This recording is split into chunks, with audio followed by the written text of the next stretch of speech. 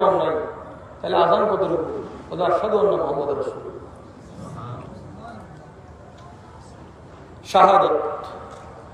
আল্লাহর হাবিব এমন হাবিব, ওনার রিসালাত এমন রিসালাত, ওনার নবুয়ত এমন নবুয়ত, কায়নাত তাওহীদের সাক্ষ্য দেয়। জ্ঞান পাপীদের জন্য বলি,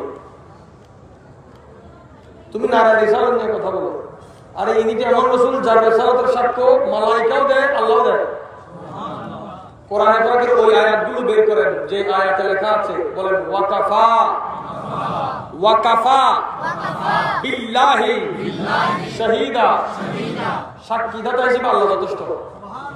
তো তুমি রাসূলের রিসালাতের সাক্ষী না দিলে তো নবীজির রিসালাতের কোনো কমতি হবে না। যার রিসালাতের সাক্ষী খোদা রব্বুল আলামিন দিচ্ছে।